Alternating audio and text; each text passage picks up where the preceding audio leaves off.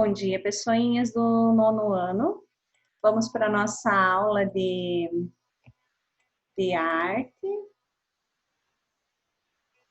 Nós vamos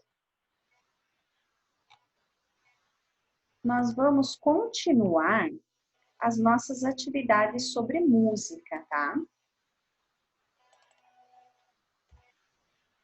Então, aqui, música, diferentes formações de grupos, instrumentais e vocais, que a gente já viu na outra sexta-feira. Agora, nós vamos para erudito. Forma e técnicas de execução, erudito. Enquanto a maior parte dos estilos de música popular utiliza formato de canções, a música clássica utiliza outras formas, como o concerto, a sinfonia, a ópera, a música de dança, a suíte, o estudo, o poema sinfônico, entre outros. Os compositores clássicos frequentemente aspiram a instalar em uma de sua obra uma complexa relação entre seu conteúdo afetivo, emocional. Geralmente é nesse estilo. E os meios intelectuais usados para obter esse conteúdo.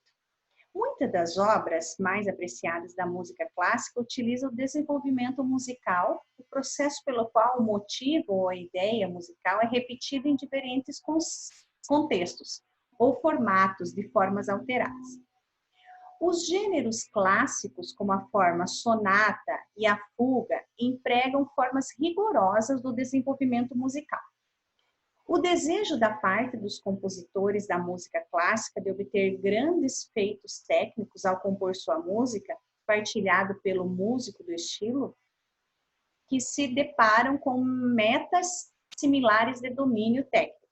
É demonstrado pela quantidade proporcionalmente alta em tempo que se dedicam à instrução e estudo, comparado aos músicos populares, né? E pelo grande número de escolas secundárias, incluindo conservatórios dedicados ao estudo e ao ensino da música clássica. Então, diferente do ritmo popular, os músicos têm, esses clássicos, eles têm um estudo todo por trás da música, né? O único outro gênero de música no Ocidente que apresenta oportunidades comparáveis à educação secundária é o jazz, que é o ritmo musical clássico, mas não de muita aceitação nos grandes teatros e nos grandes centros, ditos de música clássica, né? Então, aqui é um teatro de concerto, né? Então, aqui da música clássica. O concerto é uma composição musical escrita para um ou mais instrumentos solista, cujo acompanhamento pode ser feito por uma orquestra ou piano. Então, eu posso ter uma orquestra ou um piano só, que vai fazer a vez de toda essa orquestra. Modernamente, o termo tem sido empregado para qualquer espetáculo musical, nos mais diferentes formatos. Então, a origem do termo concerto sempre suscitou discussão entre os musicólogos.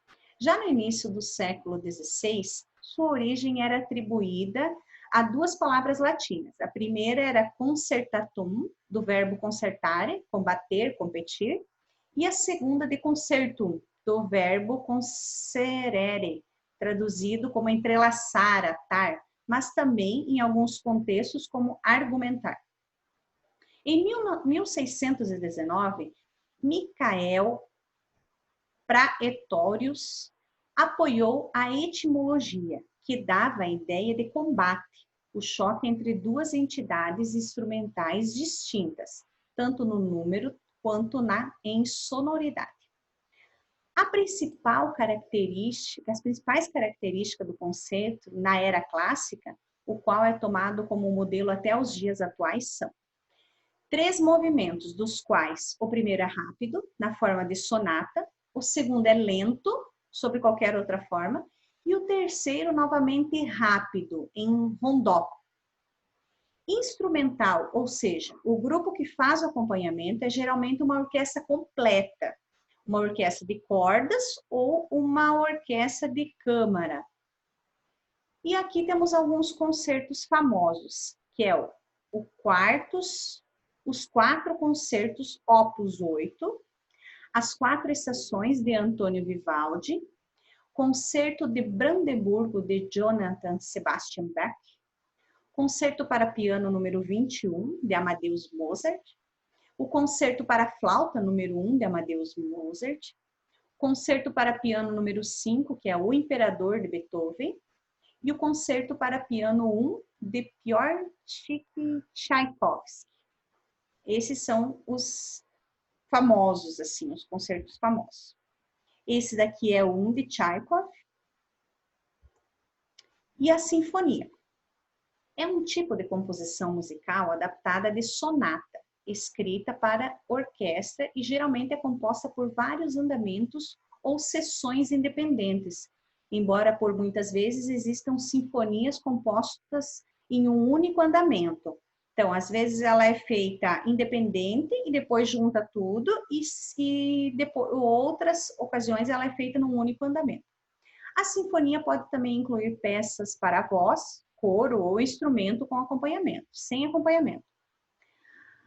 As origens da sinfonia podem ser encontradas na música do Barroco, e mais concretamente no chamado concerto ripieno, durante o século XVIII, e com a chegada do classicismo. Esse gênero musical foi reafirmando e tomando a sua forma. A sinfonia no estilo italiano, com 3 movimentos, começou a ganhar vida por si mesma. Ela podia ser composta como uma obra de concerto independente, embora sem solista. A estrutura da sinfonia esquema da sinfonia é geralmente composto por 4 andamentos, e cuja estrutura é a seguinte. O primeiro andamento é escrito segundo as características da forma sonata, a qual inclui 3 divisões básicas. A exposição, que é a apresentação do tema, o desenvolvimento, que é o auge do tema através da utilização de recursos como as modulações, as cadências e a dinâmica, e a reexposição, que é a repetição do tema apresentado na exposição, mas com algumas modificações técnicas. O segundo andamento é o andamento de tempo lento, escrito segundo uma forma de tripartida, que pode recorrer à estrutura da sonata ou outras formas, como, por exemplo, o rondó e as variações. O terceiro andamento é composto por minueto e trio, ou por scherzo e trio, em que o tempo é moderadamente rápido, então são aqueles sonzinhos rápidos assim que acontecem.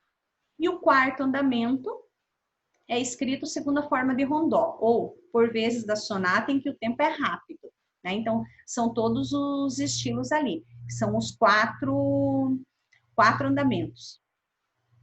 Aqui é uma foto também de uma orquestra, né? De uma sinfônica, a orquestra sinfônica essa, né? Geralmente tem mais, essa é com coro, né? Então, tem a voz e o som. A ópera. Em italiano, a palavra ópera significa obra musical trabalho. A ópera é um gênero de música teatral em que uma ação cênica e harmonicamente cantada e acompanhada de instrumentos musicais. Então, a ópera, ela tem toda uma peça teatral por trás da ópera mesmo, né? Ela não é só ali um concerto, uma sinfonia. Então, ela tem toda uma preparação. As apresentações são geralmente feitas em teatros de óperas, acompanhados por uma orquestra ou grupo musical menor. A ópera é a parte da tradição da música clássica europeia e ocidental. A ópera surgiu no começo do século XVII, na Itália. Logo, grande parte das óperas até hoje é apresentada em latim ou italiano. Suas origens remontam às trajetórias gregas e os cantos carnavalescos italianos do século XIV. Nos séculos XVII e XVIII, a ópera espalhou-se pela Europa, passando a ser apreciada principalmente pela burguesia e a aristocracia. Então, só os burgueses, os mais, provenientes do dinheiro é que assistiam, né? Porque era caríssimo assistir uma ópera, né? Então, eles que era mais destinado a esse tipo de público. Uma ópera segue basicamente uma programação padrão. Na primeira parte, a abertura é tocada com uma música pela orquestra, logo em seguida vem o recitativo, onde os atores ficam dialogando, e depois os personagens secundários participam do coro, enquanto os principais interpretam as áreas, né, as composições feitas pelo solista. Então, o que o solista está cantando, tem os personagens apresentando. Essa daqui é uma ópera bem conhecida, né, que é o Fantasma da Ópera. Então, a atividade que vocês farão vai ser a seguinte. Vocês vão pesquisar e responder na plataforma. Vai ter um videozinho lá na plataforma, então vocês vão assistir o vídeo e observar a foto. Qual que é o nome dessa ópera que eu acabei de falar? Onde foi sua estreia? Os personagens dela? Tudo que descobrir sobre a ópera. Tudo deve ser enviado pela plataforma e com imagens também, tá? Então, assim, o nome eu falei agora, né? Então, o restante vocês vão pesquisar. É onde foi a sua estreia, os personagens e curiosidades, ou o que você descobria mais, lá no plural. Faça um texto caprichado para a prof, tá bom? Que eu vou avaliar por lá. E é isso hoje. Espero que tenham gostado aí da nossa aulinha sobre estilos, né, de apresentações. É bem interessante, né? Ok? E qualquer coisa, mande mensagem para a prof. Fiquem bem, até semana que vem.